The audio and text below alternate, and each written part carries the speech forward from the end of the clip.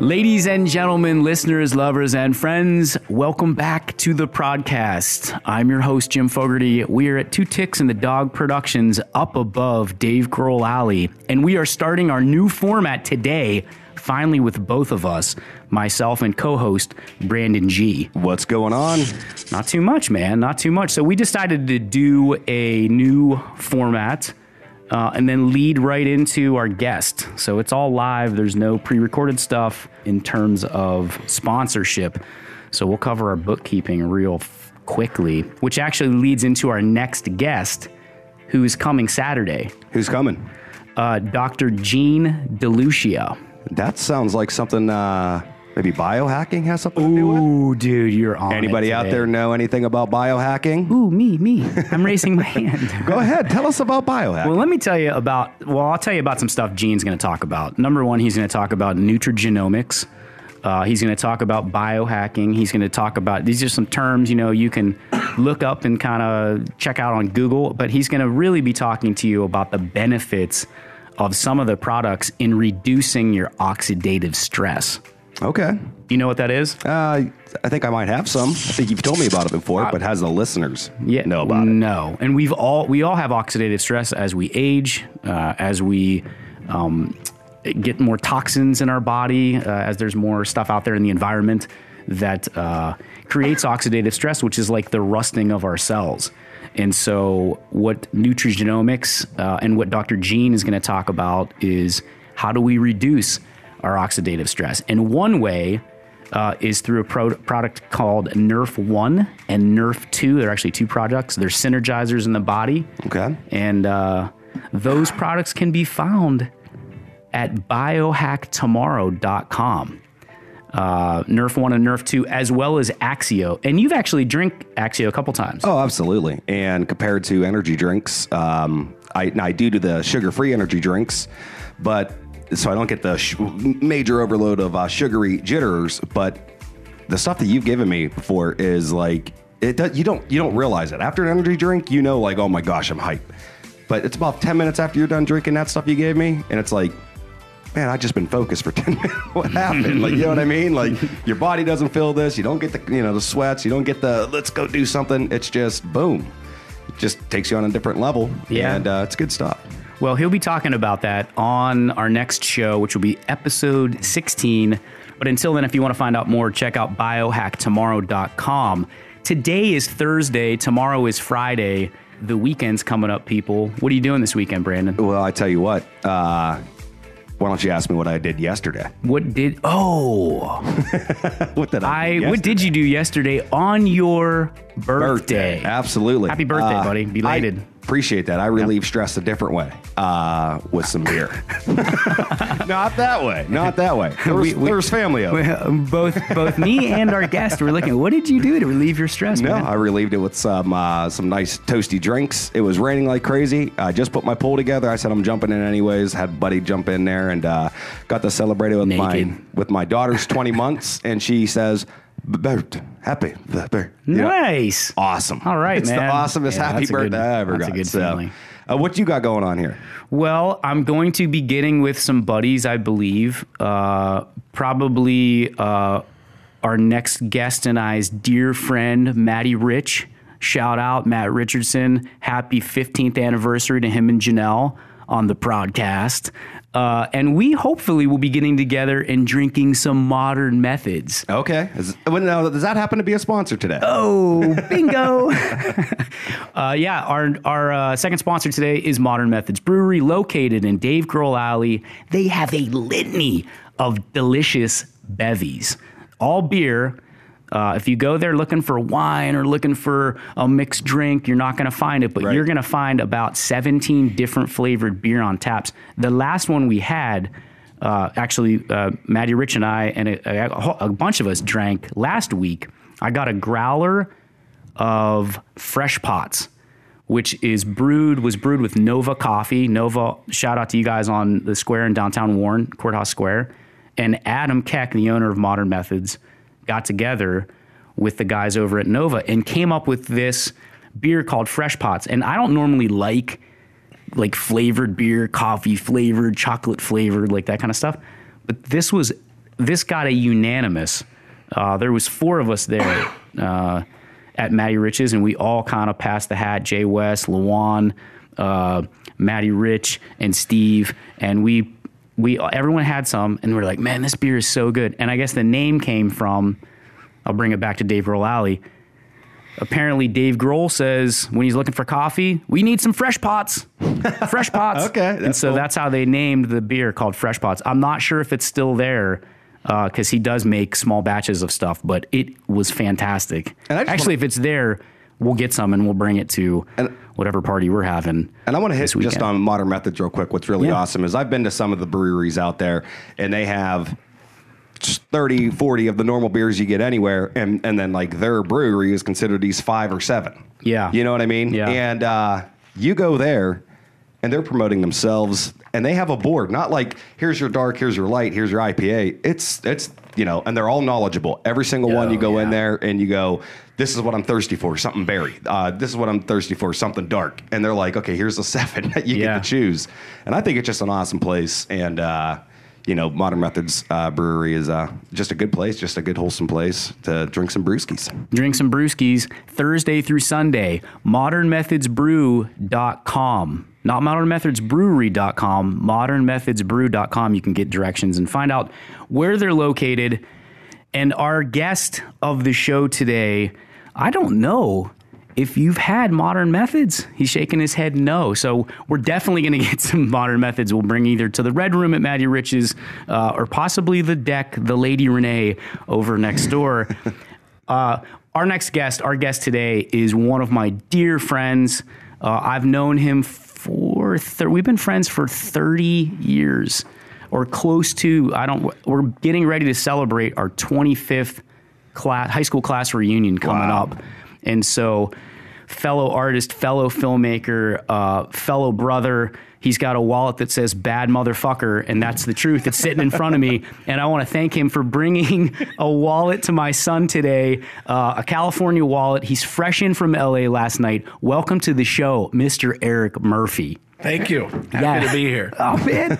I put a little treat in there for little Jimmy, too. Oh. What kind of treat is that? Is that the Murphfest kind of treat? Or maybe it's like some loose change? I hope it's the latter, not the former. Here's a quarter. Get yourself a little Debbie. I appreciate that, man. That's really sweet, man. And I could tell this is going to be a fun episode because I'm going to tell you right now, this is episode 15? Yeah. And it's kind of a benchmark. When this person that's here today, our guest came in, Jim went from, I'm not going to say your age, but you went to a 17-year-old kid, man. And they had fun, and I think this is going to be a great episode. And you could tell how great of a friendship you guys have. And I'm getting excited over here to find more about you, buddy. I'm excited to be here. Well, this is a lot of fun. We've been through a lot of shit together. A lot. Which is amazing.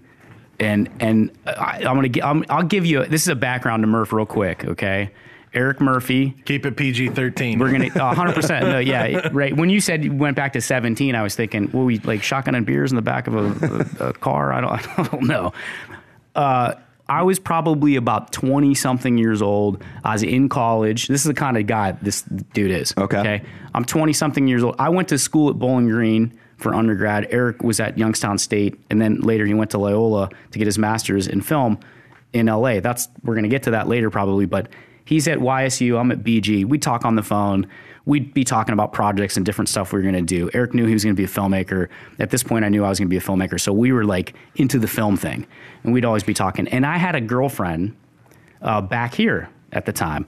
And, listeners, lovers, and friends, I'm a fucking romantic. And something, I don't remember what happened, but put that in air quotes. Yeah. We'll get to that couch later, maybe.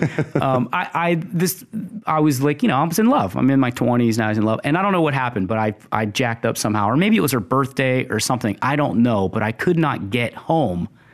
It's about a 2.5-hour drive from Bowling Green back to Warren. I could not get home. And I call my boy Murph. And I'm like, dude, can you do me a solid? And I screwed up somehow. I said, can you do me a solid? And he was like, yeah, man, what do you need? And I said, will you go and get a dozen roses and bring them and put them on I won't mention the girl's name because whatever. We're gonna keep it all the names will anonymous. be all the names will be changed to protect the victims. Victims. And I said, will you bring me, will you put these roses on her car? She gets off at work at XX time or whatever. He was like, no problem, dude. And about 3 hours later, I got a call from her. And she was like, I love you so much and blah, blah, blah, Right. blah, blah. Is that those young gestures and stuff? I had totally forgotten about this until right now. Totally. Well, your face looks like it. Lost to history. Totally. But forgot. I never forgot it. Right. And that's the kind of guy he's always been for his friends. And that's just the kind of human being is. That's why he got a huge bear hug. Oh, absolutely. A giddy hug. Thanks for bringing those roses, I do bro. believe you owe me for the flowers. Yeah, Plus interest. That'll be about like $6,000. Yeah, we're compounding Can that. I work that off on your next job, man, on your next production? Brandon, why don't you lead it off, man? We got a new format today. Hey, you listen. I know a lot of the answers to these questions. I hope I do. I met Eric a few years ago at a film festival between our common friends from different ways, Mr. James Waters. Booyah. And it was at my Canton Film Festival. It was the first time I submitted a feature. Didn't happen to win, but I talked to you afterwards about that. And that was the same one you did, Traficant, the movie with the Congressman of Crimetown, right? And awesome film. And Thank you. Phenomenal. Phenomenal stuff, man. You have a way of storytelling, at least in that film. That's the one that I had. I really just thought I was watching something on like National Geographic. Like it wasn't like a piece together, like they're missing like 17 things, but it's a local guy or something, I want to hear about your story, dude. I want to hear what have you done, like, so you started in Warren. Jim knows a lot of the questions and answers and stuff, but you started in Warren. When did you get that feeling that I don't want to work 8 to 5, I want to go into film? Like, when did you get that feeling? Well, the feeling of not working 8 to 5 was probably born with no desire to do that ever. Right. I grew up on the west side of Warren. West Side. Yeah. West Side is the best side. With Matt Richardson. We've been best friends since Little League. And went to Kennedy. Him and his brother Todd were... Which is a private Catholic school, right? Yep. Okay. Super instrumental in talking my mom into sending me there. Okay. Going to Kennedy was one of the best things that ever happened to me. It was eye-opening. I came from the west side where things are a little rougher, and I went to Kennedy, and people were wearing penny loafers and pressed khakis. Right. They had 2 parents with jobs and lawyers, and I swept the floors at night after school, and I Right. cut the grass over there in the summer to help offset the tuition because I didn't have that kind of money. Eye-opening, but I came kind of from the same situation. That kind of stuff builds character, though. It was embarrassing. Well, yeah. But that builds character, too. Right. And you're like, well, I have to do this. You got to work hard because I'm for what going to you got. stay here. So that was that was a great experience. And then I had no idea I wanted to be a filmmaker. I didn't really watch films growing up. I was all about sports. I thought I was going to be Larry Bird till I was about 37. That dream died hard and slow, Right. just like I am. And I went to YSU and was commuting there from my mom's basement. What did you go to YSU for? Right out of high school, right? Yeah. Okay. I went for marketing. Okay. And about 2 years in, I got bit by the filmmaking storytelling bug. So Okay. it was too late to transfer, and I couldn't get to NYU. And I remember buying a film catalog college book. Okay. And going through and going, oh, I don't have any of that criteria. Okay. So at YSU, I got them to create a individualized curriculum program, which was a 5-year program. And it was for film marketing, entertainment marketing, because I had done music festivals and that kind of stuff. And they allowed me to write the movie, make the movie, and market the movie. So I had to do all of that, do a film festival on campus as kind of my capstone. And the short film there actually was based on a story of his called Professionals and Confessionals or something like that, about a priest and a call girl. Priest and a hooker, yeah. And I had cast a probably the girl I put roses on the thing for. It was. And we shot it in a motel room. We're like, we're making a student film. And the guy at the desk like, About sure horse. you are. About horse. She had like a red wig on, Yeah. like this really, Yeah, that's right. bad red wig and like fishnets and shit. And we're like running around with cameras and stuff. Yeah. Yeah. He shot it, I believe. Yeah. Okay. Yeah. And nobody, I couldn't find anyone at YSU to cut it. So he hooked me up with a colleague God, or a yeah. student friend of yours that, Amy something. it was a girl, a woman. And I drove up there a couple times to cut it, to finish it. And then we did a festival at YSU. And at that point I was, What year? so I graduated Kennedy in 94. Okay. And I graduated YSU in August of 1999. So it's coming up on 20 years. So for the listeners out there, this is the 90s. This is the rolling 90s. Yeah, pre-YouTube, pre-internet. Right. And to kind of back up a little bit, part of me getting bitten by the bug was that Fogarty gave me a bootleg VHS of Pulp Fiction. 1994. And I wore it out. Oh, yeah. Literally, the tape disintegrated, and I had to take it apart, Yep. cut the tape, scotch tape it, put the screws back in. And it was like a magic trick that I just couldn't get enough of. Mm-hmm. And I didn't understand it totally. Not sure I still do. But I was like, I have to know more about... So someone can do that for a living? Right. Well, I'm dumb enough to try that. And that really was... So it was that movie. And then I remember renting Shawshank on video. Oh, excellent. And I watched that all the way through with Dibble. And at the end of it, which... Never mind. At the end, we just looked at each other and we rewound it. It took 5 minutes to rewind and then watched it all the way back through again. And I was like, this is what I need. I knew nothing, didn't watch movies, didn't read books, and was like, I have to just dive into this world. And both of those movies are both now cult classics. They're great. Yeah. But I believe what's crazy about those two films, and this is just a magical world of filming, is I believe Pulp Fiction came out and it was a success right away. But Shawshank, I think, did terrible in the box office. Not do well. But it's one of the greatest films of all time right now. Yeah. So it's just Syndication. how crazy. Shot in Ohio. Yeah, Mansfield. The prison scenes were that's shot right. in Ohio. My wife Mansfield. went and visited just Mansfield? recently. You can Mansfield. Yeah, Yeah. Mansfield. Yeah. So the big tree at the end, where he's got the moves the black onyx rock and the boxes in there. That tree came down a couple of years ago, and my wife for Christmas they were selling parts of the way. tree that are embossed. Shawshank. This is the fucking oak sweet. tree. Now, was that filmed in Ohio too, or was that like That was. that tree was? Yeah. Oh, okay, that's pretty cool. I didn't know that. Yeah, that's cool. It was like a 120-year-old oak tree. Man, that's. I think it's funny. Why did it come down? Any reason? Because it was a 120-year-old oak tree. Maybe lightning. I don't know. What were you saying, Jim? I was going to say, I think it's interesting because we were talking earlier. Matt Garofalo, Matty G. What? I told you I was going to. I hope to work that in. Matty G's editing in the next room. And these guys were, Eric and Matt were talking about, we edit on Premiere here.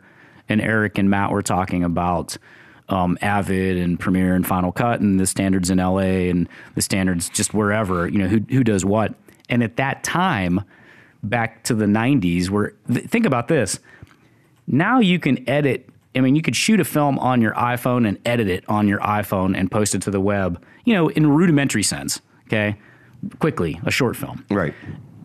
Back then, this dude was so committed to getting this film done. He was driving 2.5 hours to sit in a film lab with Amy. I got to remember her name. Amy, I love you, whatever your I have a copy of last the name movie is. somewhere. I'll have to dig it up. We should I don't have a totally- VHS player to play it. We'll transfer it. I got one. I still got the old tech, a little something from the old world.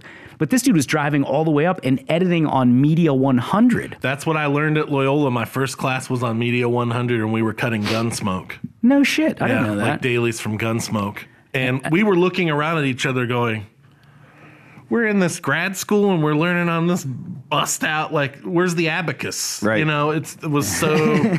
Where's the abacus? And then then it went to Final Cut 2 and all of that. But Yeah. So Is Media 100 even? I don't think it's even around anymore. No, it's like putting the scrap bins with like moviolas. When did you get? You were at Loyola in 2001. Okay, 2001.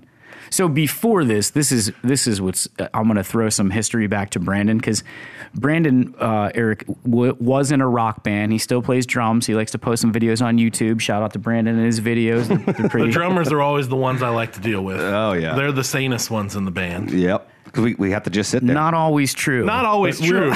No, because bands usually are completely crazy from top to bottom. But if there's one to talk to, it's usually the drummer. So our senior year, after we graduated, again, 25 years coming up, John Richards, let's get on that plan and program. We're going to have a blowout party. Or we will impeach you. Yeah.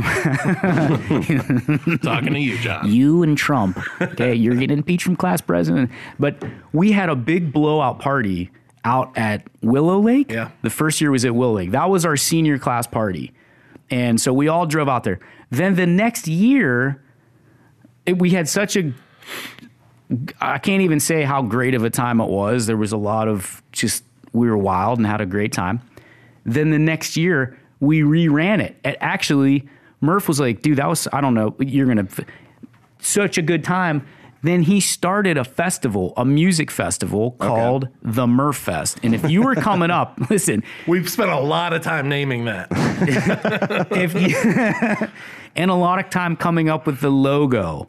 The logo was a snail. A snail. And it's still to this day, people will still talk about. And I have a T-shirt somewhere. I saved it. I should reissue the 25th anniversary shirts. 1,000%. Yeah. We got a guy down the road. We could sell dozens of them. We should do it and bring him to the party, to the 25th anniversary.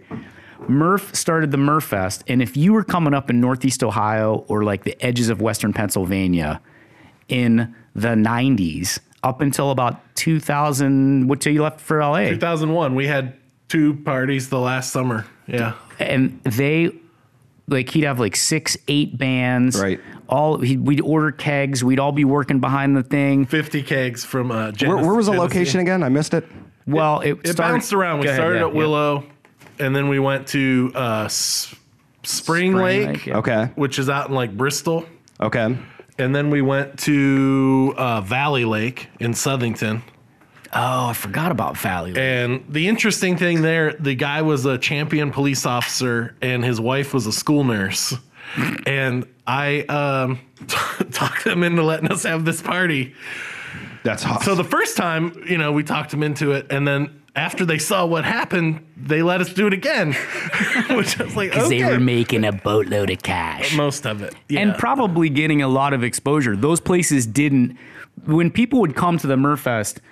the first year it was mostly JFK kids, some Harding kids, some Niles, whatever. The next year it grew, and then by the third year it was exponential. There were, I might be grandiosely stating, I'm saying like 700 to 1,000 people there. I think 950 was the most paid attendance we ever had. Yeah, paid. Because Parigi let in every hot girl.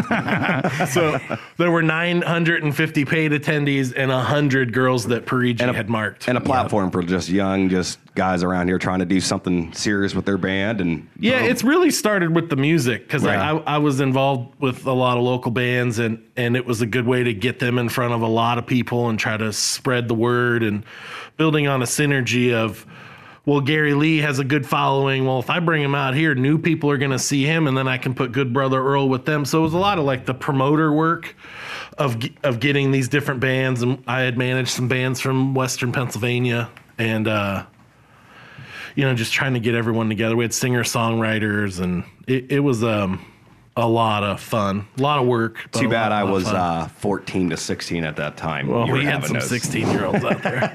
I don't think you'd want, here comes Brandon. He's 16. Bring him in. Murph Fest. Yeah, it's... But... you would have had a great time, man. Oh, I'm sure I would have. Listen, if you didn't have a good time at the Murph Fest... It was your fault. It was pretty much... It was your fault. and you may have done it to yourself, mind you. Yeah. Yeah. in a tent. Or a pop-up camper. Or a pop-up camper with a lot of one beer. Of the famous stories, but this was pre-social, obviously. Oh, because we all would have been in fucking pre-internet, jail. like social media and cameras on every single phone, I think, has ruined so many. they wouldn't fun let moments. Fogarty in public. They would tar and feather him for what he did. I mean, from 14 to 24. I think all three of us experienced 14 to 24 without social media. Yeah. And that was the best thing. First, not having no I cameras. I was a total idiot. Like, having one night on social media would have ruined me. I told my wife. 1 hour, probably. The biggest difference nowadays is, when they would have a house party or something like that, the mom would collect the keys right in the bucket. That was the thing. No one's leaving. I told my wife, I said, if at all we ever had this party for my 20-month-old daughter down the road, I'm collecting cell phones before I collect the keys. I'm collecting the keys too, but it takes is one post. You're out there. Yeah. You would hear if I got drunk at a buddy's party, my mom might find out about it 3 days down the road. And it's already over. But she didn't hear about it that night, and the cops were there and stuff like that. But different time back then. And you know what? There might only been out of those 950 people, and there might only been 2 people there with a disposable camera to take a couple quick hits. And it's about the memories. The You're not looking back on Facebook. Well, there aren't a lot of memories coming this. out of Murphfest, let me tell you. Pretty foggy stuff. But the memories are special. The pictures, there are few and far between. I do. So Shirazi made me an album of like Murphfest photos when I moved to grad school. So I have a little album of like you and a couple other people in there. So those Hooligans. are fun. And I have a lot of the old flyers, but I wasn't really collecting that stuff to look back on, unfortunately. Was just kind of in the moment and doing it. But a great time. And it was a total blast. It's funny you talk about social media and these parties real quick. I think kids are more tame now than they were in the late 90s coming up. And I only say this, I've returned to BG a couple times to do some, senior portfolio review or some workshops there with the kids. And I'm looking for I'm up there and I'm like, hey, so where's the party? Like, where's everybody hang out? Because if you're not doing the workshop, you're like, what the hell am I going to do? I'm going to sit in my hotel room and watch TV. So you go to dinner and then you're looking for, dude, they don't got nothing going on. Back in the day, Thursday through Saturday, there was a party on almost every street, house party. Yeah. And then the bars were now of course you didn't go out till 11 o'clock. Now I'm 8:30. I'm like, where are you guys going with my walker? But I think the social media has actually tamed kids down because there was some wild shit that went on at the Murphfest and then other things, other parties as well. But real quick, they have something, I believe, I'm trying to find this because I want to do the same thing where you hit a button in your house or in your space and it jams the signal of your, like an EMP. I want an EMP microburst. Everyone's phone shuts off as soon as you come. Of course, I don't have those kind of parties anymore. No. That sounds like a horror movie. Let's start writing a script down here. Hey, come over for a Christmas party. Dude, we'll three-way here. We'll I go to, hi, Jim, I'm here for your Christmas party. No Christmas tree, but my phone doesn't work anymore. What's going on? Here comes little Jimmy. Yeah, he likes horror movies. He likes scary movies. He tried to make the scariest movie. There's some of the best. I just watched Pet Sematary, the remake. Not as good as the first. Yeah, he's not going to be watching that. He's 6, bro. Just saying. Not right now. But he will be watching shortly Congressman of Crimetown because so I'll bounce back to that. Yep. That's posted on our social media on the podcast's Facebook page. I'll throw the trailer up there too. Yeah, good idea. Good idea. And I agree with you 1,000%. I saw I saw a couple cuts of it while Eric was making it, and then I saw the final version, and I don't remember if I might have in Youngstown, where the premiere at what's the theater? Youngstown Playhouse. The Youngstown Playhouse. It was. I'm watching this thing, and I'm like, this is fucking great, man. It is. I'm like, this is like a History Channel, name whatever. That's the kind of quality this movie is. And for those of you outside of the Warren Youngstown area, Congressman of Crimetown, well, really, I mean, he's a national story anyways, but some people still don't know. James Traficant was our congressman who went to jail and then ran for Congress from jail.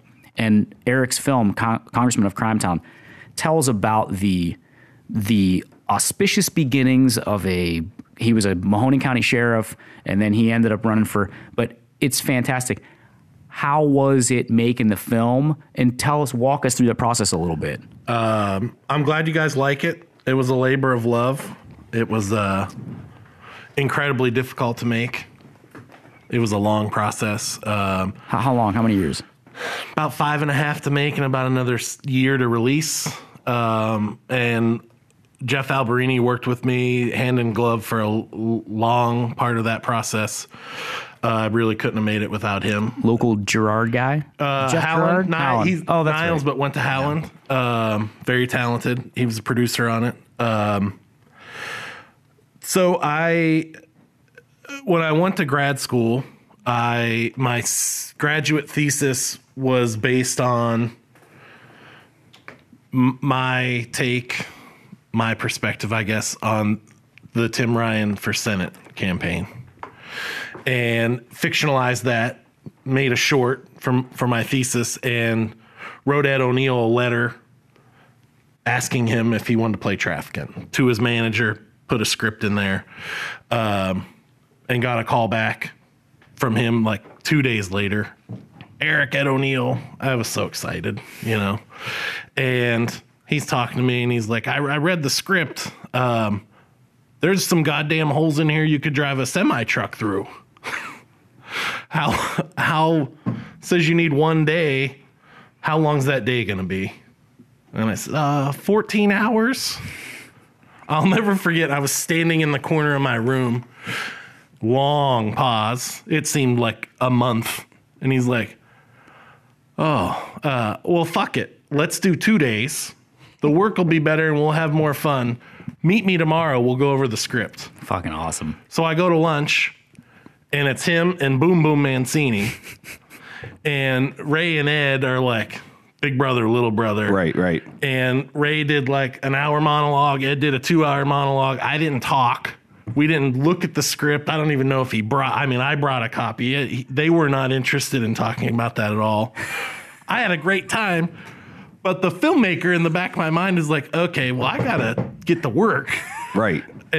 So I called him later that day and said, are we doing this thing? We didn't get to go over the script. And he's like, yeah, meet me here. Ray won't be there. We met at a little burger place. And we sat and he walked me through the script. And he was like, you know why I'm doing this? How old are you? And I said, I'm 27. And he said, I'm doing this because you're out here. When I was 27, I was still in Youngstown. And you're here and you're doing it. And that's why I'm helping. That's awesome. And he was like telling me how he got started. And I'm like fighting tears at the table. I'm like, if I fucking cry in front of this is Al Bundy. This is. Yeah, this is. Well, and I told him, like, I grew up watching you in my mom's basement with this naive, like, well, if that guy can make it, I can make it. Right. You know? For our listeners out there, our area is kind of deprived. Kinda. Yeah, the cheapest houses around type deal. But there are certain stars like Dave Grohl out here, but he didn't really grow up here. Right. But an Al Bundy, Ed O'Neill is Youngstown, and he never forgot it. He's like Ray Boom Boom Mancini, never forgot it. They're the best. So both of them. It's just for the listeners out there. This is. You look up to the guy, but go ahead and continue. Yeah, with that. and I did, and I still do. And it was just a really great lunch. And he was telling me how hard it was when he left. And, I was in New York and didn't have any money. And I was sleeping on the floor. And I saw a rat the size of a football dragging my duffel bag across the floor. And so it was just a really incredible experience to get to meet him and then ultimately work with him. But we walked out of the parking lot that day, and he had like a collector's Porsche. And next to the Porsche was my 1991 Ford Explorer with the rusted out rocker panels. Right. That you drove out. That I drove out there with Ohio. whatever I could fit. That's what I moved with. And like about $900. Totally stupid. But that's all I had. And I was like, wow, I got to get some of this syndication money. Mm-hmm. And he was like, get in, I'll take you for a ride. And he drove me up the coast, and it was just a really tremendous experience. Yeah. So anyway, we made the short and did the festival circuit with that, and it's just a tremendous. I could get into. What year was this again? So this was 2004. Okay. Yeah. And then he got Ed back to do. Yeah, he's so really in that's kind of the Traficant thing. So I took that short and wrote a feature film, like a fictional narrative. Because Traficant, the movie we're talking about, came out in 2015. Yeah. So when did you start working on that? So 2000. So I wrote a feature kind of from the young idealistic candidate's point of view, and everyone was like, "No, that's not going to work." So I retooled it and wrote it from Traficant's point of view, and just was like taking meeting after meeting, and it was like, "Well, if you have $10 million in Russell Crowe, we can get it made." I'm like, well, if I have that, I don't. What are we doing? Why am I here meeting with you if I have $10 million? So it was Memorial Day of 2009, and I didn't have anything going on. And I just locked myself in my room and wrote a treatment and said, I'm making a documentary. I had gotten some of the tapes from the Mahoning Valley Historical Society of the trial, the first trial, and was like, well, I edit. I can shoot this stuff. Let me just kind of control my own destiny a little more than pounding out spec scripts and trying to get someone to,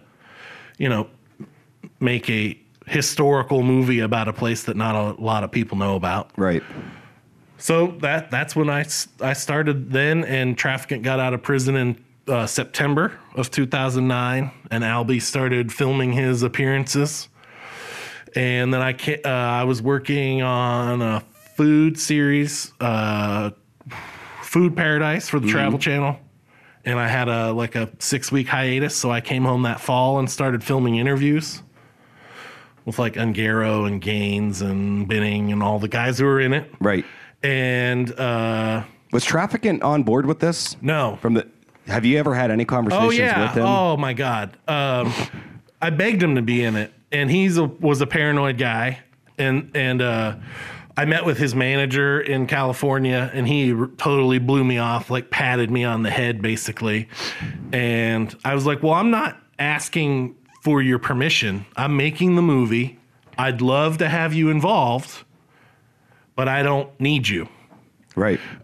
Is what it came down to. And they led me around and kind of went behind my back with an agent I was working with, who then tried to get Traficant's life rights. I mean, it was all kinds of nefarious shit. They're trying to fuck you in the end. They did try to fuck me. Yeah. And it was an agent who's from back here who works out there. Yeah, whoever you are, dude, fuck you. He knows who he is.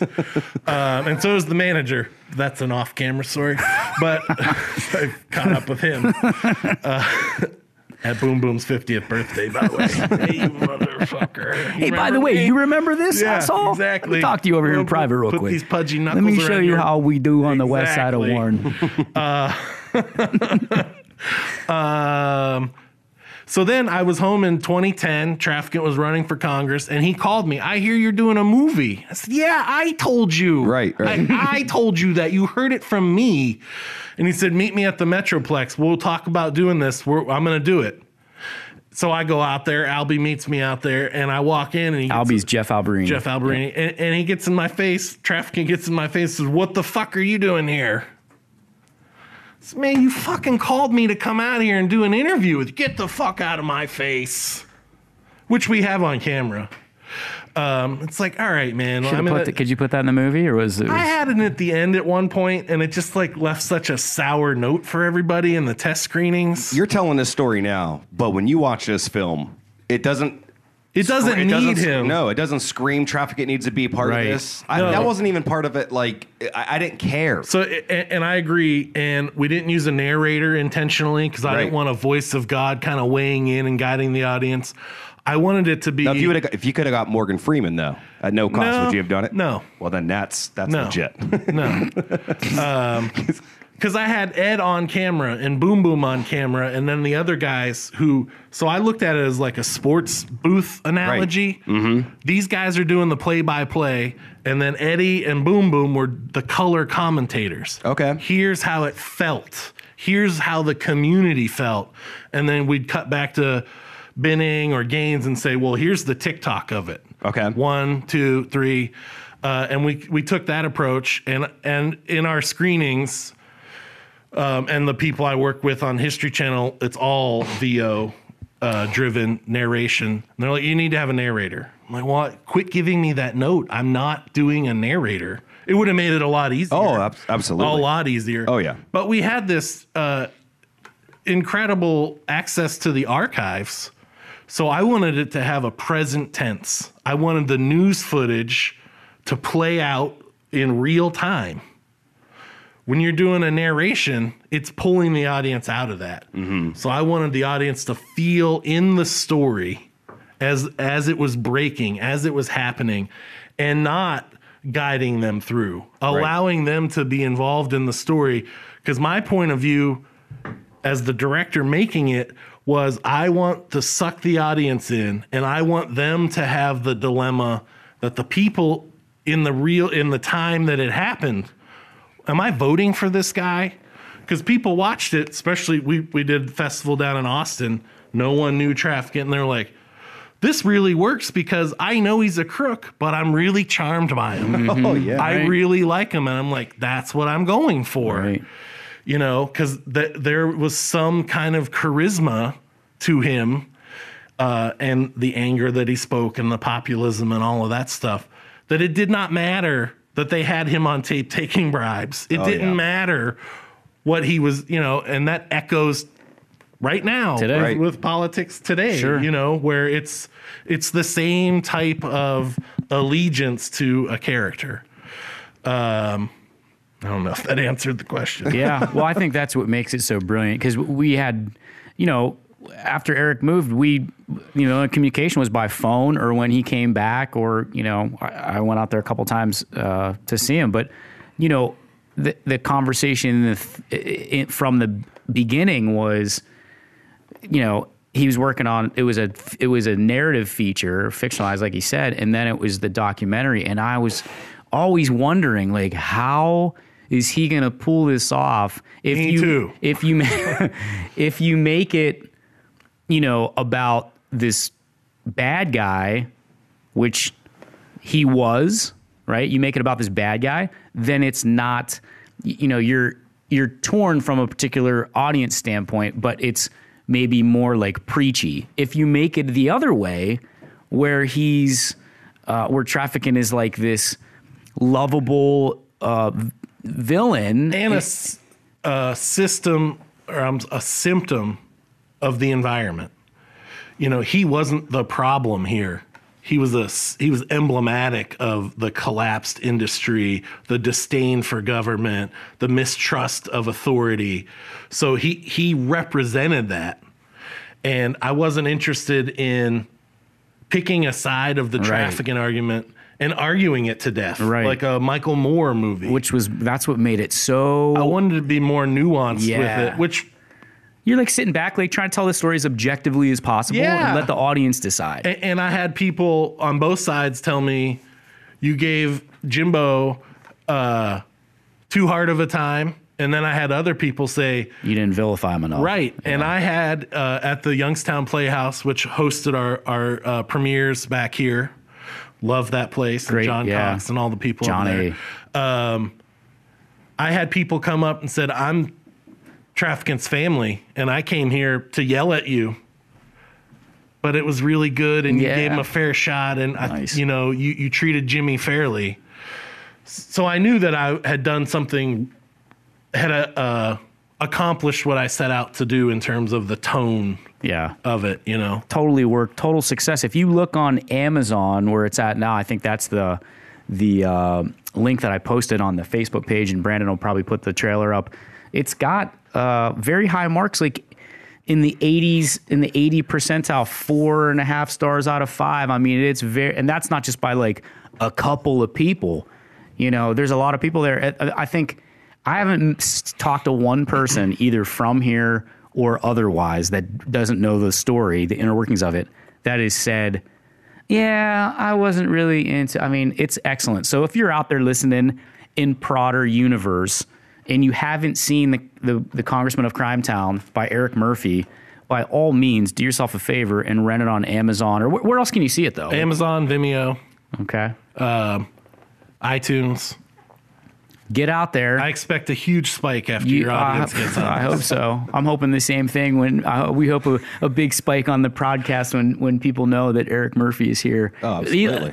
Certainly from the local audience and from the LA audience.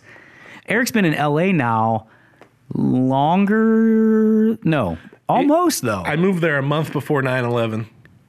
So you've been there almost longer than you lived in Ohio? 18 years. Originally, I left here at 23. But originally, you lived in Vegas. I did live in Vegas from first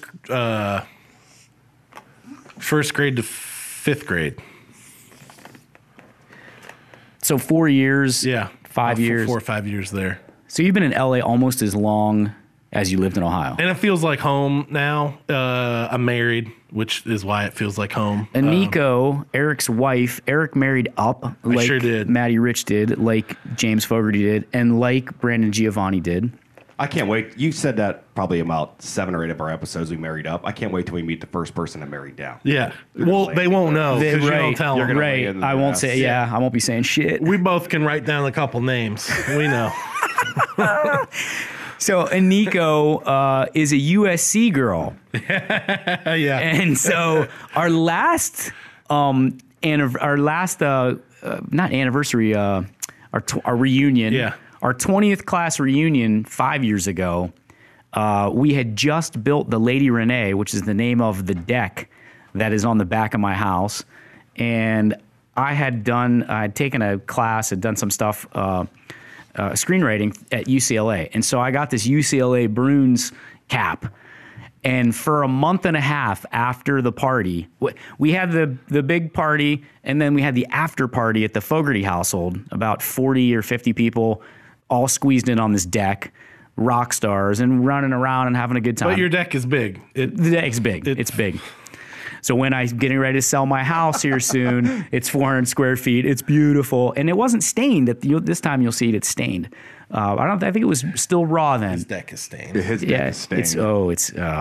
Get the dig in. He would tell you an even bigger story about his deck, but it's a long story. He wants to hear that story because it's about him and his buddies. But anyways, so the party's over with. The next day, I'm like, where is this hat? Where is my hat? Because I was wearing it, or maybe it was like hanging up or something. And so I get a message. I think you guys were at the airport, or maybe it was a couple days after, whatever. I get a message. Hey, Nico wants to know, have you found your hat yet?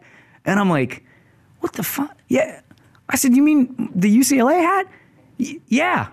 I go, no, and so now I know right away, so for a month and a half, and I think finally you text me or called and she said, so the rivalry is so bitter between USC and UCLA, which I didn't know that. Yeah.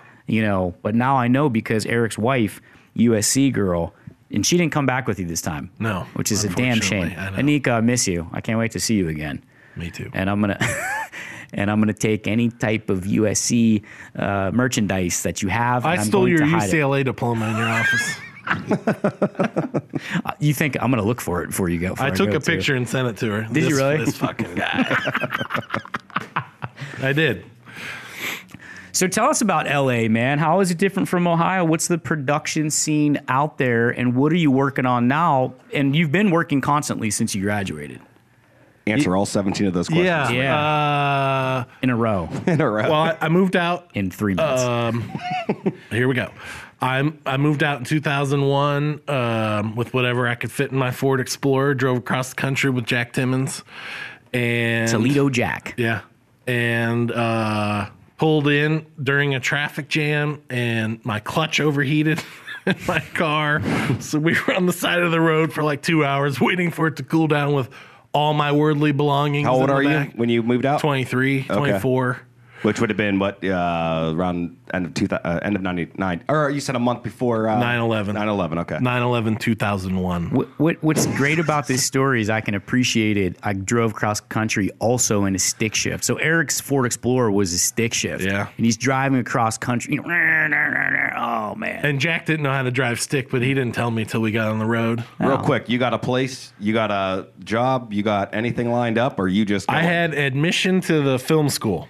Okay. That was it. Okay. So I went out there. I literally went to the orientation, and they said, how many people plan on getting jobs? They admitted 15 people per class in the film directing program. And like half of us raised their hands, and they're like, you can't have a job. We own your ass. This is going to be the most intense experience of your life, basically. Terrified. I went to the cork board in the student union, and there was a posting for a furnished bedroom in a guy's house for $700. Wow. So I took that. I went and saw him. I'm like, okay, you have a bed? I don't have a bed. You have a dresser? I didn't bring that.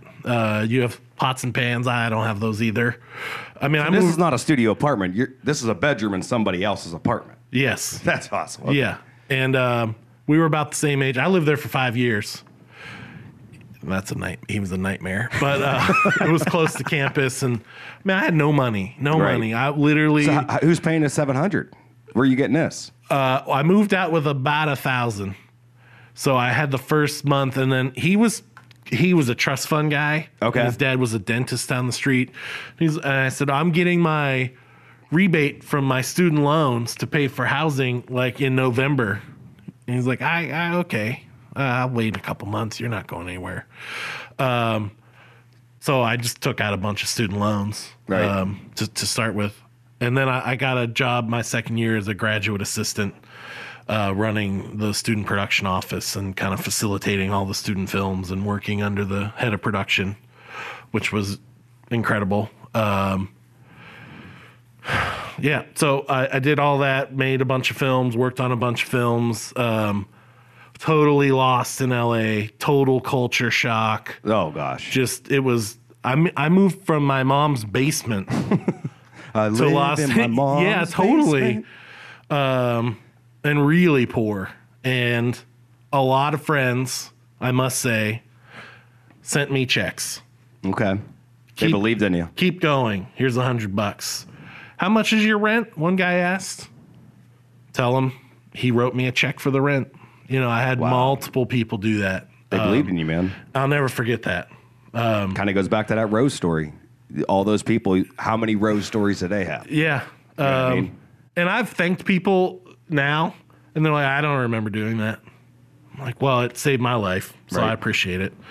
So I was getting out of school, and I got a job on a commercial. It was an Albertsons, which is like Giant Eagle. Furniture? Oh, okay. And Patricia Heaton was the spokeswoman. Oh, yeah, nice. And it was a director. His wife is it was John Cox's sister. Director, his wife's from Boardman. Oh, yeah. We were at their house. And I got hooked up with them. That's right. Yep. And that was my first paying gig. It was like 2 days. Patricia Heaton's from Cleveland? Yeah. And I met some other people on there. And I had enough money to make it to the end of, say it was May 10th or something. I had money to make it to the end of May. Okay. And I started getting more jobs. And then the production manager on there said, hey, this director I'm working for, his editor is going out of town for the weekend for July 4th holiday. And you know how to edit. I'm going to bring you in and interview with him. So I go in, and he was like Rain Man / Johnny Cash. And he looked like Gargamel. But he was a world-class commercial director, Leslie Decter. And the guy trained me. His name was also Eric. And this is kind of Hollywood for you. So I worked the July 4th weekend, and it was for Allstate. And we had like 3 highways blocked off, 2 helicopters, Dennis Hayspert's on a movie flatbed truck. And I'm like, overwhelmed. And NY City Blue. Was Dennis Hastert who's his? Dennis Haysbert was in 24. So you're doing Allstate commercials? Allstate. And I don't know who that gentleman is. Is that the dude that wears the suits in all the commercials? Yeah, the black guy. The big black guy. Okay. He was the president on 24. But these commercials And he was Jabu in Major League. Okay, so I'm thinking about the Allstate commercials. I think his name's Jabu. Yeah. Was this during the time frame that they started the marketing of the guy that's in the white dude that's in the No, suit? this was before that. And he's like a flag? No, before that. Wow, so this guy, he's still in that. I'm sorry I didn't know your name, Dennis Haysbert. Haysbert, I was thinking of the guy, the little short squatty guy that was with the redhead guy that was in that New York City cop show. David Caruso. Who was that guy? Dennis Franz. Yeah. Okay. Anyways, so closed down. You're shooting Yeah, this it was thing. just overwhelming to see this, and I was like, "Oh, this is incredible! I'm learning." Serrano. Pedro Yeah, Serrano. Serrano. His bat was named Jabu. Yeah, were you like Serrano?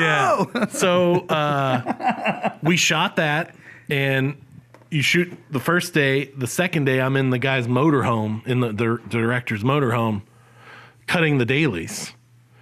Totally overwhelmed, but very excited. And I finished that, and I go back to the office like on June 9th or 10th, and the other guy walks in, and he's like, "Hey, you're at my desk." I'm like, No, I'm not. I'm at my desk. Well, that's what happened. Yeah. And Leslie put him over in a corner of another room in the office until the guy left. He's like, "I'll just pay." He didn't say this, but I figured it out. "I'll just pay him till he leaves." But that guy had been there like 5 years, so everyone in the office immediately did not like me after that. So it was a isolating experience in a way, but one that has happened multiple times in Hollywood now. We're like, "Oh, I need to go away for a funeral."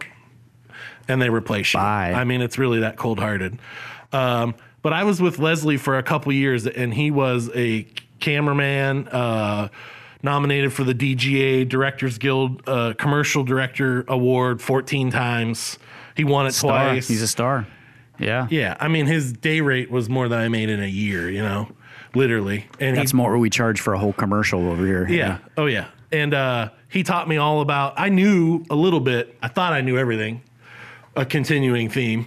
And then when I got with him, like, he owned multiple camera packages and was shooting stuff on 200 mil lenses. And it took about a year before he talked to me, and then he started showing me stuff. And then it was like, "Come on into the meeting. Sit next to me. Here's how you do it on the phone with the agency. Here's how you do this. Here's how you..." So it was really incredible. That was like your business grad school. It was. Yeah. And an aesthetic. I mean, he had a library the size of this room, and he'd be like, that's how he, doddering kind of old guy, "Go get me the Edward Hopper book." I didn't know who Edward Hopper was. And then I'd pull it off, and he'd go through it and go, "See the lighting? See the composition? What does this convey?" I'm like, "I don't know." He's like, "Well, tell me."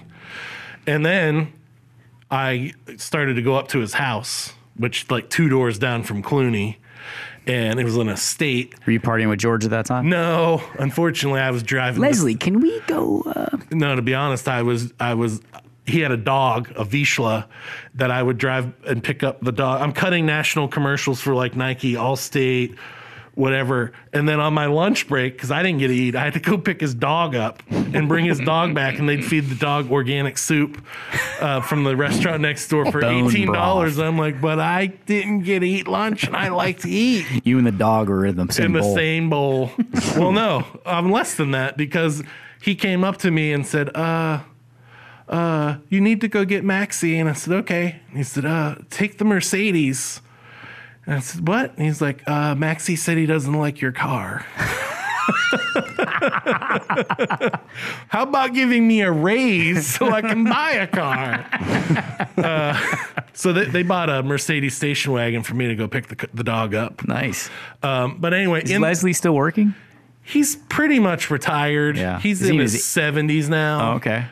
He's making some like intimate documentaries. That's how he broke in. He was a South African documentarian, and he invented the shaky cam, like the NYPD blue look. Yeah. They actually call those camera moves Dector 1, Dector 2. He pioneered that verite aesthetic. Which was huge and kind of got played out. Now they don't do it so much anymore, like that Paul Greengrass look. Yeah, too much. But when it's applied, and he would tell you, he would explain to me, like, well, the camera needs to be searching and show up a half a beat too late, because that's when you're going to see something. And just watching him, how he would construct these things. So I got to see it from like the boards coming in from the agency through shooting it, and then me cutting it, and then it go into the coloring, finishing, mastering. Yeah, A to Z. It was really like a graduate degree. Really incredible. But that ran its course, and I knew that I did not want to work in commercials. No offense. None taken. You know, I'd be on a soundstage and watch 14 agency people argue over the color of a dog collar. And it's like, what? Right. I didn't move out here to... And there were opportunities opening. You're going to talk to the up. marketing director. Yeah, totally. What the fuck? The junior account rep who needs to like pee on it to market, you know? So that I transitioned from that into TV and started that. My first gig in that was Food Paradise for the Travel Channel. And then has had a lot of success, Brandon. I don't know if you know this or not. One of my favorite shows that my son's always like, Dad, what are you watching out there? Turn that off, because of the music. Ancient Aliens. Yeah. So Eric has worked as a producer and writer on Ancient Aliens for, you're doing that for like 8 years? Long time, on and off. So it was for the same company, Prometheus, that I did the Food Channel stuff. And that was a lot of fun and great work. The Food Channel. Yeah. Because you like to eat. And I like to travel and like, I'm in Memphis and I need a food show on the Travel Channel. Yeah, it was great. And it was... It's like building a house on ESPN. That's awesome. Yeah. I mean, it was stressful, but in a different way. And then they said they had done a 2-hour special on Ancient Aliens. It was called Ancient Aliens, but it was based on Eric von Daniken's book, Chariots of the Gods. Not to be confused with Hammer of the Gods, the Led Zeppelin, Stephen Davis biography. And the special had done, it was the 2-hour special. It was awesome. It had done good numbers. And I was there. I didn't work on that. And then they said they ordered 5 2-hour specials. I'm like, oh, okay. And they're like, you got one.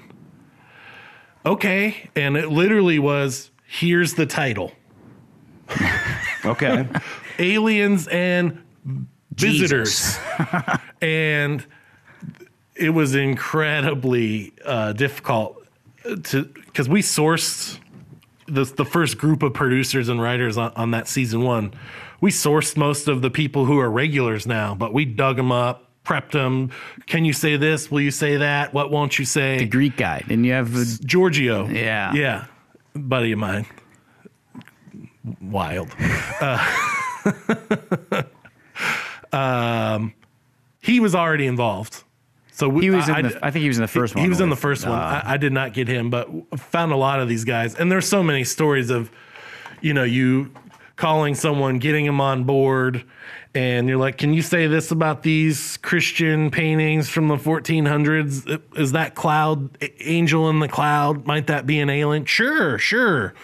And then you go out to film the interview, and the guy's like, it's like an angel in a cloud. I'm like, what? And he passed on 14 paintings that we had went over extensively on the phone.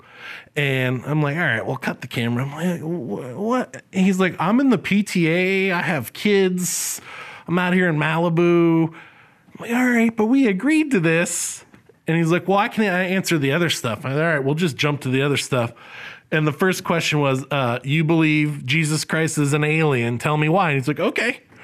I'm like, but wait. Because he had written a book. He was hawking on that. So just like dealing with fringe people and then trying to get, legitimate scholars. And like we shot in a nuclear reactor and, getting real people on there. Not real people, but, more legitimate people to come Educated. in. People who were educated and they were, So I take it Eric that was your Vaughn. break then, right? You got that, and I'm waiting from there- on my break. This break is continually happening. This is the big break right now, the this is a big broadcast break. today. I mean, yeah, if I'm being, I'm probably too hard on myself, but I'm like a journeyman, Right, to right. be honest. Like I'm just trying to get on the next show, That's it. typically. And the credits do help now that I have I have to fight a little less. That's what I meant. Got your name out there. A little bit. Yeah, he's 20 years building in. out IMDb. You're almost 20 years in. But the opposite of that is, people hire their friends. Mm-hmm. So you're really only as good as your contacts. And if those people had a good experience working with you or not, half the people that I know, just quit the industry.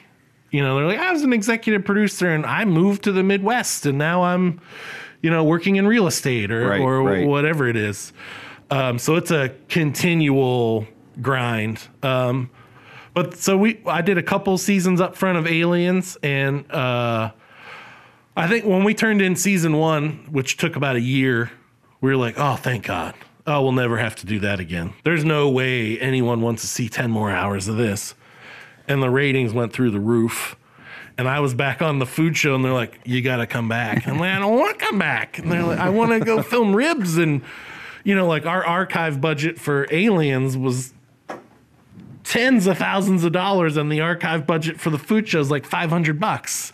You're dealing with just a lot less. Like you call up a restaurant, can we send a film crew and do a 6-minute commercial for you that's going to run in perpetuity? Yeah, of course.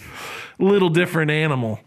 But I got sucked back into the Alien, and they're like, well, you're good at this, so you got to keep doing it or you don't work here. That's why Eric has continued to work, man. I mean, and you're building into some other projects. I know we talked beforehand, and he can't really say some of the stuff he's working on, but he's working on some really some passion projects, I should say. I have some passion projects. I just finished a series for Discovery Science called The Black Files, which will be airing third or fourth quarter this year, probably fourth quarter. And it's Mike Baker, former CIA counterterrorism operative, is our host.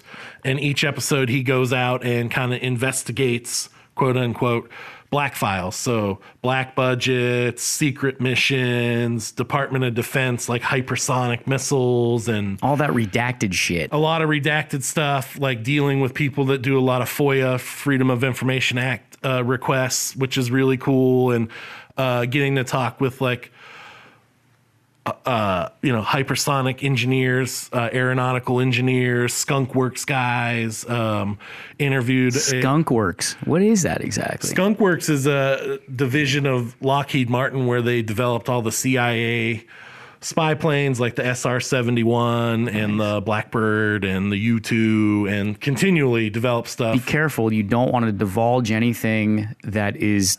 I know Eric had to get top secret clearance to do some of this stuff. So please, Yeah. they're listening. They are listening.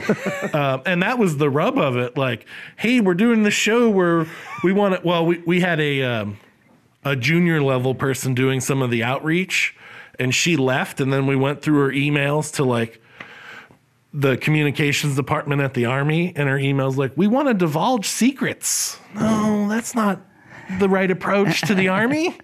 No, it's about recruiting and retention. Let's frame this positive for us. We want to come and... It's an adventure. Yeah, exactly.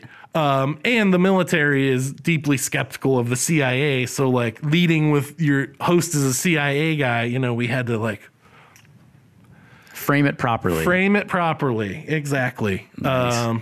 But that show was a lot of fun, and got to talk with really great guys. The one guy's a commander at West Point now. He was a Navy SEAL for 13 years, retired from that, and then became a Night Stalker pilot. Okay.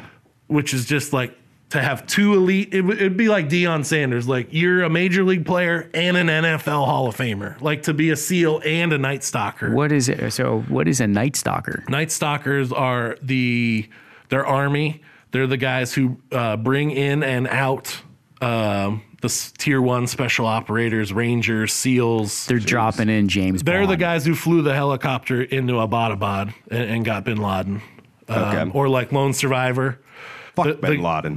That's a hot take. By the way, Fuck him. Excuse my French. well, they did. Supposedly, that might be on an episode of, is it called Black Files? The Black Files. That is an episode we Nice. get into, because that stealth helicopter was previously unknown. Right. So we talk with pilots and night stalkers, and they're not only the pilots, but they work the Chinooks and the Blackhawks, and it was great. And the one night stalker, he just got out and wrote a book, and we got to go to do part of the night stalker training, where they're in a helicopter fuselage and it gets dunked underwater, the Dunker Tank School, where they. Oh, you sent me pictures of Yeah, that. it was That was really sweet, man. awesome. It was a highlight for sure. I think what's awesome about production and hearing some of these stories now for the first time and some of the stuff Eric's been involved in, like what an education you're getting outside of the education that you got for film. Like you're talking about dealing with supersonic NASA scientists and this Mike Baker. That's part of the reason why I took this last job, because the subject matter so cool. I didn't know a lot about. I'd done some shows on the SEALs and CIA before, but not the technology aspect of it. So it's terrifying too, which is great. And it's like, okay, before the show, I didn't know the difference between supersonic and hypersonic. And now I'm on the phone with, What is the difference? well, supersonic. I don't want to put you on the spot. No. Supersonic is high speed travel up to like 3.1 Mach, 3.5 Mach, which the SR-71 Blackbird was a piloted supersonic plane. We've never done piloted hypersonic flight. We've done it Straight to the moon. Yeah. But that's different. And then hypersonic is like Mach 5 and higher. And Can a human do Mach 5? Do they know? they can, not sustained flight. Space flight, that's about 20 to 25 Mach, but that's rocket. Yeah. Because of the gravity differential, is that why? Or they can't sustain... G-force can't sustain... It's not the G-force, though. It's the engine. It's a scramjet engine, so it's an oxygen-breathing engine. And there's all kinds of, which was totally fascinating. That's awesome. And when I first started doing the outreach, the one guy was like, it was like, bless your heart. It was like... Can you tell me that in layman terms? Yeah, he was like, you need to brush up on this and we can talk again. I'm Hey, like, bro. hey, dude, I'm just trying to get you on the show. I'm making a TV show, bro, and I got to dumb it down for the audience. Yeah. But some of those shows are cool, though, because they don't necessarily dumb it down. And that was the mandate because it's going to be on the Science Channel. So they wanted heavy science. It's Discovery Science. Look for it in fourth quarter, guys. Yeah.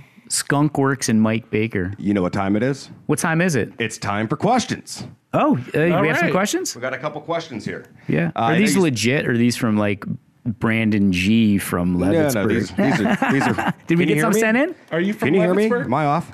No, you're on. You're good. I'm good? Yep. Oh, there we go. You're good. Your headphones are turned down if you don't. Oh, that's it. That's okay, though. Don't turn them up. No? Okay. Got a couple questions here from a prodder out there, John from Garrettsville. We already kind of spoke about it with Ed O'Neill. Yeah. But, like, in a nutshell, like, what are some of the bigger names that you've met, came across, that's helped you on your journey? Helped me. Ed, first and foremost, and I still talk to him all the time, have lunch with him, see him. He's the best and treats me really great. Boom Boom was very helpful when I got out there. And I took about 2 years before I had his number, but I didn't track him down. And when I had lunch with him, and they had lunch at the same place, he had an office upstairs all the time. And he's like, what took you so long? I'm out here. I'm here to help. Why didn't you? I'm like, and I was trying to get a hold of Ed. He called Ed right at the table. Eddie, there's this guy here. He's showing you a lot of respect, just like he didn't have to do that. That's cool. He's the champ and I'm a chump, and Give yourself a little credit. Yeah, he was really great. So those two guys, Chris Koch, who's the director I'd referenced earlier. John Cox's brother-in-law. He does Modern Family and This Is Us, and I mean he's big time. and he's been very helpful, and he's a great guy, and I'm over their house often. Yeah. But names that I've seen or worked in film school, they did a film festival for like international students, and it was called the Giffoni Film Festival, and Will Smith and John Voight were the hosts. So I got to take a tour bus of these kids from Africa and France and everywhere to Disneyland with John Voight and Will Smith on the bus with them. That's freaking awesome. And they were totally cool. John Voight's like, I was filming interviews. Give me your camera. And then we went bowling with those kids like the next night, and Will Smith came and threw a ball with each kid on each lane. That's cool. And was just totally gracious to everybody. And so was his wife. And then John Voight took us all to dinner like a week later after the festival was over, and it was like us, like 6 of us and John Voight. And he was just so That's awesome. Charming and cool, and just You were like, champ. Yeah, it was just Wake awesome. up, champ. It was awesome. Real quick, you ever met, this is not a side question, you ever met or seen or worked with Dwayne "The Rock" Johnson? No. No? Dang, okay. Well, Totally ran. I was going to get that autograph. I'm still trying to get that autograph. Hey, so anyways, can you hook me up with Yeah. What's up, Dwayne? what's the Rock cooking? This is from a prouder named Snow out in Boardman. Snow? His name's Snow? Snow. First guy. Did he sing Informer? The other question. Remember that song? Wasn't that dude Snow? Informer. The first question was I'm gonna shut from up. John, and then this one's from Snow Yeah, out come in on, Boardman. Snow. Respect, bro. I don't know. You're cool, I'm sure. Is this Or it might be a live? chick. Is it? Basically, is there a such I think thing they're as coming on the Facebook feed. Oh, gotcha. it basically, is there a such thing as the ultimate goal of what you want to do, and what is your ultimate goal if there is?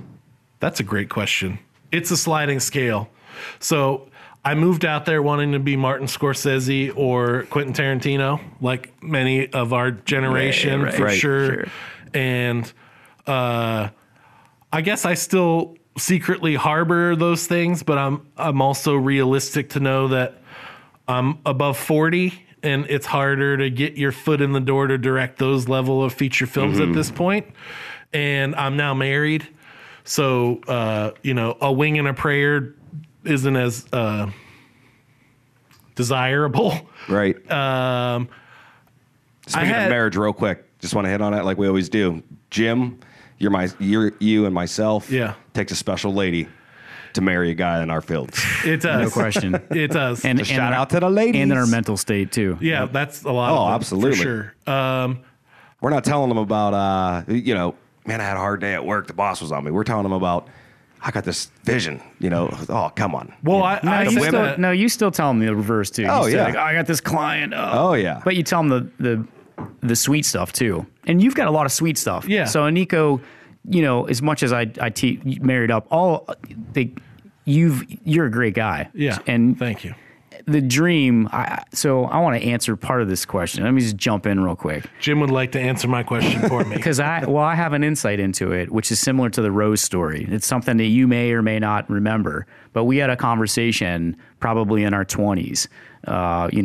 Eric and I cut our teeth together. Our first feature films were together. Yeah. We almost cut each other, I think there was probably some of that. We might, yeah. which is good. Passion, a lot of passion. But so, in that space, whenever that time was, it was a great time, and it was, he's having Murph Fests, and we're shooting the waxing Gibbous, and we're doing different jobs, and we're partying, we're going to school, or school was over at that time, but and Eric says, well, we worked on Tim Ryan's state Senate campaign. And at one point, we're having this conversation, which was hugely impactful to me. Me as well, Life-changing, for absolutely. And what was the definition at the 20-year-old Eric of living the dream? And it was this: cold beers, comfortable shoes. Yeah, that's one of my sayings. And still and being able to not have to time punch it. Yeah. And stamping at the thing and doing what you love. And so we talk about success. Eric is already the definition of success because his younger self set the bar, and he's been living the dream, working in the industry. Look, listen to all these amazing experiences. Right. And making a living at it, and married a beautiful woman. And who reminds me of what you're saying all the time. She always says, you're successful. Don't be so hard on yourself. Because, I work freelance. So I'm either working around the clock or I'm crying. Yeah. Right. Yeah. And you never know small business. what's coming. And sometimes when you're out of work for a month, 2 months, you start to question everything about your existence. Oh, for sure. Yeah. And then, you're less selective in the jobs that come, as the tide brings them in. You're gotta eat. this is going to be a stinker, but okay, no problem. But you're getting to that point now where you don't have to take necessarily all the stinkers anymore. Not all of them, but, and a lot of the certain level of success. Yeah, for sure. But you're still grinding too, which is great. I think that's what Eric's thing is too. Total hustle all the time. And I will just say, as an indulgence, part of my vows for my wedding, which is about 3 years ago, I said something to the effect of, I moved out here with a really big dream, a goal. And then when I met my wife, I realized that's what it was about. Right. My ambition led me to you. Right. Because she's not from around here, I take, from your hometown. She's from Culver City, California. Right. Yeah. So she's a Cali girl, man. USC Trojan represent. Stealing your hat. So that kind of makes the down periods a lot more palatable. Mm-hmm. And she doesn't work in the industry, so it's really like a solid, all three of us have that in stable common. home environment. And except we married Greeks, and they're like, "Get your ass to work! What are you doing?" Just teasing, babe. Love you. Oh, you can stay home on a Monday, but now it's your birthday and you want to have fun? exactly. What do you mean you're working till midnight, till 2? Can't you go to bed? Go to bed at a decent hour. Well, we love you, girls. I think what helped with my situation is that my father-in-law is a jazz musician. So she grew up with that kind of understanding the life of a circus performer kind of deal. That's a good question, though. I tell you what. Thanks, Snow. No, seriously, that is a great, good episode. No, it is, man. That's a great thing. I think we had a great. I think listeners are going to be have gratitude to hear, because this is real stuff. This is like real stuff in production and on a big level. Seriously. Oh, absolutely. Well, we should start with still laughing at Snow. 20 years ago this summer, we made Wax and Gibbous. 20-year reunion on 20 years ago this summer. Yeah, 20 years we started reunions. At the Horseshoe. Yeah, right down the street, a couple blocks from here. Can I ask you a personal question then? Are you excited about the 20th anniversary of Wax and Gibbous, or your guys' 25th anniversary of being Are You an Eagle? Are you an eagle? I won't be. You son of a bitch! That was good. Are you an eagle? That's our hit, man. Do you get paid for that? Like $50 every time you work in? I need your voiceover. I need 7 hours. What do I get? You actually have to get away from the pop screen and really to really say it properly, because it's not necessarily a question. It's more of like a yell. Yeah. Like a battle cry. Yeah. With like, you're a pussy in parentheses. Are you going to do this? I don't know. So are you an eagle? Yeah, exactly. There it is. It's a brilliant marketing campaign, though. But so I like that now that I know this story, because you get to play on you get to use a phrase that's great for marketing. Well, it's almost like, are you a champion? Absolutely. And you have a nice backstory with it. Yeah. Bringing it back to Warren JFK, influential to. So the 25th or the 20th? Making that movie really was obviously very hard and very educational. And I think a lot of times for me, I learn what I don't know. Like the part of the, I don't want to say failure, but the hard road of making a $15,000 or $20,000 movie on no money. Yeah, of like, and dealing with people and not knowing what you're doing. Yeah, just thinking you're kicking the can down the street. Yeah. Making a movie of any quality, of any budget, is remarkable. Right. To set out, write a script, to imagine something, to put it on paper, find the actors to bring it to life, shoot it, finance it, release it. Obviously an arduous process. Edit it. Yeah, all of that. And learn as you go. And I remember sitting on your mom's and Gary's front porch drinking a couple Guinness like at 2 a.m, maybe waiting for something to render or something, and just going, we're Ben Affleck and Matt Damon, like, fuck Sundance, we're gonna kick the door in. And then when those things don't happen, you kind of like go back to the drawing board and go, okay, well, I'm humbled and I'm gonna learn from this. And what did I do right? What did I do wrong? What can I get better at? What do I need to delegate? Bring other collaborators in, where I can't wear 9 hats, 15 hats, and just you can, but you're going to pull your fucking hair out while you do it. And then everything suffers. You have to have strong people, as you know, running a production company. You got to have strong people around you. Oh yeah. And when you're climbing a mountain, you need those people with you in the foxhole. But that certainly getting it done was a huge accomplishment. I look back on that with so much pride of what we went through. I was going to school, shooting all night, sleeping in the car and then driving back to school and moving furniture. That was Eric's last semester at YSU. That's right. Yeah. I graduated that August and I was taking classes that summer, finishing it up, and being poor and like also drinking to excess as much as possible. Well, we shot in a bar. Yeah, we did. Which we didn't drink during the shoots. We did not. Steve, we held our word. We did. But we did drink a lot afterwards. Yeah. And it was good times. But just like, it's easy to talk about shit. It's really hard to do it. And you don't know how good. Well, you have to set the bar that high. You have Otherwise, you're not going to finish. Like, it's like, hey, we're going to make this movie and then we're going to, show our buddies. Like, you have to think, and I think that's part of that youthful exuberance too, with, there's some pluses to being naive a little bit. I say that all the time. I moved to Los Angeles with a big dose of... With your shirt on your back, basically. I mean, and like arrogance and... bravado, and that's Youngstown and Warren, and naivete or whatever the word is. Like, you have to be ignorant to the process, or you probably don't do it. Right. You probably don't make waxing gibbous if you're like, well, this is going to be a kick in the nuts. Oh, yeah. Traficant. I had no idea it was going to take that long, but when I got halfway in, it's like being halfway across the river. Well, I'm not going to turn back. Right. And I know what quality I need to make this. And I kept getting better working on the History Channel stuff and bringing on like an editor for the first pass that worked with me on that, like learning from everyone around me. Right. And going, okay, well, this is the quality I'm shooting for.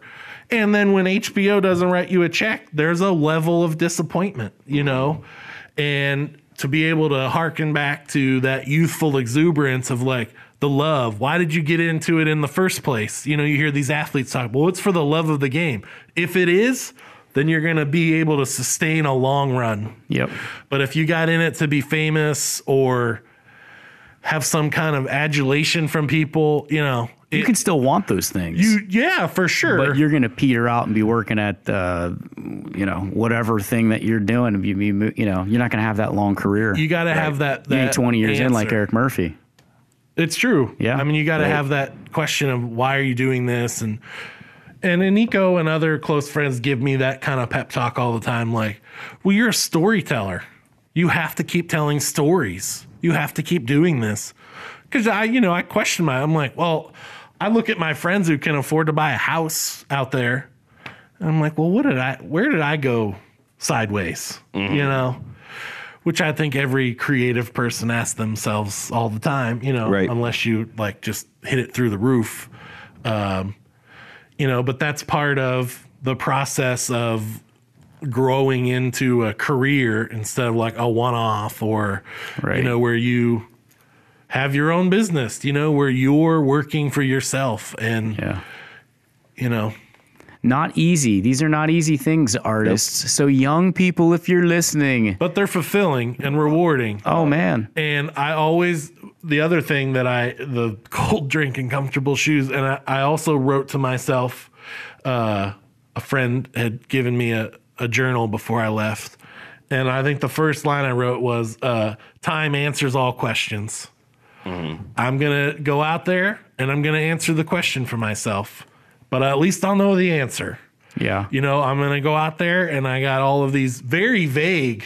This isn't like you can get on the internet and go, how to become a filmmaker. Right. And there's a guy on YouTube going, here's how you do it. There probably is now. There is now, but they didn't, you that know, ain't the it was path just either, you like, don't know. oh, Los Angeles, let's go. That's the crazy thing about the social media and the Google and everything now is because it was harder for you to get that information, but I also believe there was less of you.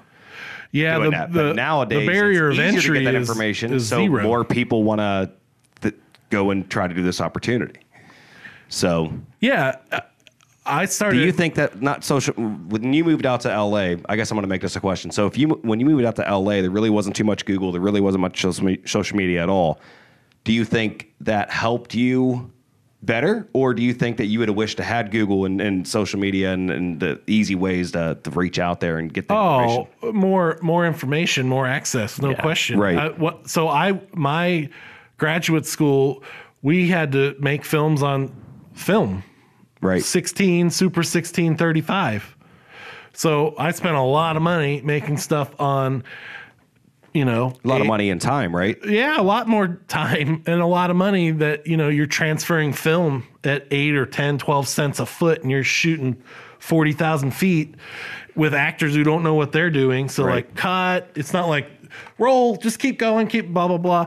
So I learned on a technology that is now obsolete. I wasn't the film clerk, Kevin Smith, Tarantino era where Right. these guys learned by watching a lot of movies. I came after that, but before YouTube. We did not have YouTube as a distribution model when I was getting out of film school. We didn't have YouTube as an education model either. Right. Right. Because you talk about, you know, waxing gibbous, like, and wearing multiple.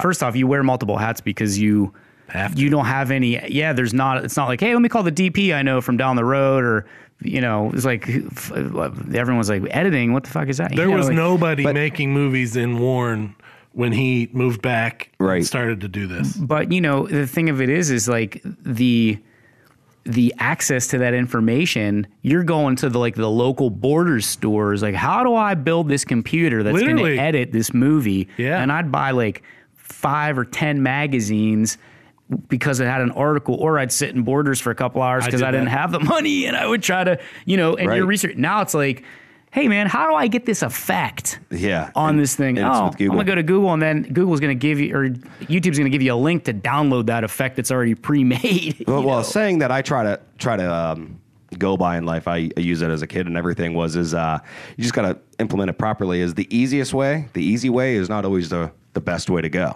Ooh. So that's where It's I never ask you the that best question. way. Exactly. Now, do you think that you? So we, I out don't of know, this- it might be the best out one of this- sometimes. well, Not yeah. in this path, probably. But out of this broadcast we just listened to, we're having, is you work so tirelessly and so hard on things that you even said it's obsolete around here, so it wasn't even necessary. Yeah. But now, had you have had, but you have the experience But now. you have the experience. You have that and- education. and you can work hard you've learned to work hard for what you get. Had you have had everything handed to you on Google or social media, it might be more knowledge and direct contact with people, but would you have worked as hard? You might not appreciate it as much. You get what I'm saying? Like, No, I would have worked as hard because the work ethic was instilled long before the technology. The technology is only a tool; it's not a method. right. You know, Nice. Quote that. That's great. wiping down the that's good. chalkboards at JFK.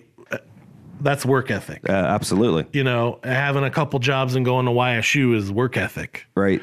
I wish I had better tools. You know, getting out of film school and then the guys coming out 2 years behind me are like, you know, Oh, we're shooting on HD. Yeah, exactly. Right. We spent half the money on our film, or we could put more money on screen. You know, Right. and I look back on that and it's like the timing of it, you can never control that. But, you know, digital just kind of took over everything, which is great. Right. And the distribution model. I mean, I have a feature documentary that I made, partly cutting on a laptop and partly distributing on platforms that did not exist. Oh, yeah. You know, where someone can go to these websites and click and buy the movie and Right.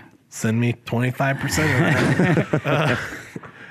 Well, it's the journey, though, I think is the thing. Fun. The journey is the success. You got a hell of a story, man. Dave Matthews, who Eric and I are both huge fans of and subsequently had some drinks with a long time ago in Pittsburgh. I always use this. I always paraphrase it because I don't remember the exact song, or the exact quote or lyric. Your dreams are with you until you die. Yeah. And we used to talk about that as young guys, probably having Guinness on my mom's porch and talking about, Good Will Hunting. Like, you're going to be doing this thing and you don't know how long you got or how short you got. So, man, you get one go around unless you are the Buddha or you got to be prepared. Reincarnate. Right. That's the number one. I try to be overly prepared for all of the stuff I do. And I only sleep well at night, like on Traficant. If I know I gave my best in the cutting room that day, then I could sleep good at night. If not, I literally would be like tossing and turning and beating myself, like the self-flagellation of it. It's just easier to work hard. That way I don't have to beat myself up about it in the quiet time, to be honest about it. And when I don't, man, I really get mad at myself, where an opportunity slipped through your fingers and you're like, man, I don't know where that would have led, Yeah, you can't think about that though. No, because the journey is the success. It's the journey. Right. It's not the thing that you get. Like, oh, I want to win this award. You get it. Right. It's like, okay, cool. Oh, I want to make a movie. Okay, cool. I want to buy those new Nikes, and that's okay, cool. Like, you're gonna get to the plateaus, Right. And that's great. And obviously, to have the lofty thing, like, oh, I want to win the fucking Academy Award. I want to be like Spielberg and make the greatest movie ever, or whatever it is. But it's the journey that's the success. That's why I think I love your story. Yeah. And I love the and you get better at it. Well, for sure. The more you do sure. it, There's things that I wasn't very good at before, like a writing gig or something, and now I get it. I'm like, yeah, I can turn this around and get this back to you, and And then when you get to those tough spots, you've already been there because you already persevered from the like having confidence in it. And sometimes it doesn't work out. I've turned in stuff, and they're like, You're not going to be. Eric Murphy's not a genius all days. No, but not even just some. the days that ends in Y. Yeah, that's okay. but most of the days, P. if you could do it most of the days. Right. Brandon Geo, What's up? good questions today, buddy. Thank you, Snow, out of board. You guys are ridiculing a guy for asking a thoughtful. I'm going to PayPal you, Snow. I'm going to have to probably pay royalties on that. Yeah. Oh, yeah, for sure. Yeah. I'll be the one that litigates it. I'll see your ass. I'm shutting down the podcast. It's been a pleasure The getting podcast electrified. brought to you by Murphfest. Yes, 25 years in the making. You never answered that question, though. What's more exciting? The 25... I think it's an interesting frame question because we literally made a feature film 5 years after we graduated from high school. Yeah, when we were That's 23, you funny... didn't think you were 23, right? No, you thought, you're like, fuck, I know everything. That's like Brandon 33 yesterday, but today 34. He's 34. Now you know you don't know. you ain't a kid no more, baby. Man. Well, that ambition was really good to really want so much and try so much and be able. We showed it at McDonough. We showed it up in Cleveland. Yeah. And just to be able to put your heart and soul into something and have your with all your boys. Yeah, and have your friends and family show up and go, we're proud of you. Absolutely. You guys set out to do something, and we all know people who talk or start and stall. And this was like, well, you're going to put your head down and you're going to do it. And, you cut the thing by yourself, basically sitting in your house, just grinding it out. And don't want to do that again. No, I do not want to edit another documentary. Want to do that again. I won't, probably. Never say never, though. I know. Waning Gibbous. I know. In theaters 2022. Brought to you by the same Irish mix that brought you Waxing Gibbous. That's right. Are you going to do a 20-year screening? I think we maybe after our 25th year high school reunion on the back porch on somebody's iPhone. We'll have to put it. How about in the Robins? Oh. Whoa. Well, listen. Let's throw down the gauntlet. We never say never. We'll have to talk to Mark about that. If they can get the Robins open, we grew up hearing about stories of art. We should actually show it in the Rob. We got to do some rework. We grew up with stories from our parents and older people that have stories about seeing movies at the Robins. Oh, yeah. No one has a story about seeing waxing gibbous at the Robins. Ooh, yet. The Dun, memories dun, that your grandmother as my son would has say, dun, can dun, now dun. go see it now. Leave them wanting more. Ladies and gentlemen, Listeners, lovers, and friends. ooh, nice catch. Murph, I love you, man. I love I'm so you. glad Thanks you for came having on me. today. Thanks for the question. It's been a pleasure getting electrified today with you, buddy. That's it. That went Ooh. fast. This was mostly painless. We do have to mention one area of bookkeeping before we sign off. If you're looking for that free cup of electrified coffee for you and a friend, and you listen to episode 15, share the episode on our Facebook page or your Facebook page and link us, and put the promo phrase today Traficant. in. Ooh, Oh. he jumped me. You jumped a shark. Does he get the gift card or? Well, no, because that really that's what it Oh yeah, it wasn't did you that, but get it my should be rider? now. I wanted combos, pizza flavored, Bro, I Champagne. got the bone broth soup. I tell him he's like local Joe Rogan.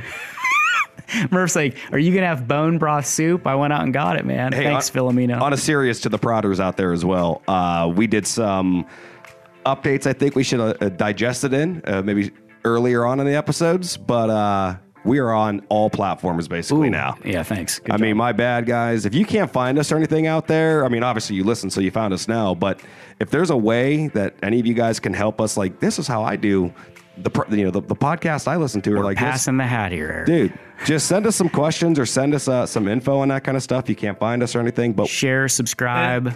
Don't tell my wife, but I've spent a lot of time listening to these podcasts. You guys are doing a good job. I appreciate Thank you. that. Congratulations. I appreciate the time you spent. This is maybe the longest episode, but probably the most fun too. Yeah, it's a good So time. check us out on theprodcast.net. Listen, there's 2 secret phrases now, okay? We're going to send out 2 gift cards. Okay. One of them is Traficant, but you got to spell it right. Okay? Because people spell it right. All the time. One of them is Traficant. You get a coffee for you and your friends. We'll mail it to you. And the other one is Waxing Gibbous. There we Nice. go. What? Nice. I was going to go with Are you gonna cold expect them to drinks spell and that? comfortable shoes. Do they have to Maybe spell I'll- that correctly as well? Yeah, you got to spell it correctly. Bernie Waxing There's a Dugan. lot on the line here. $15. Bernie Dugan. You know what? Murph is a great actor too, man. If you go back and check out Waxing Gibbous, we at some point we're going to throw this gauntlet down. At some point, we will do another project again, whether it'll be a feature or a short or something. But we actually made a series of commercials together. We didn't He talk about typecast this. me as a fat guy.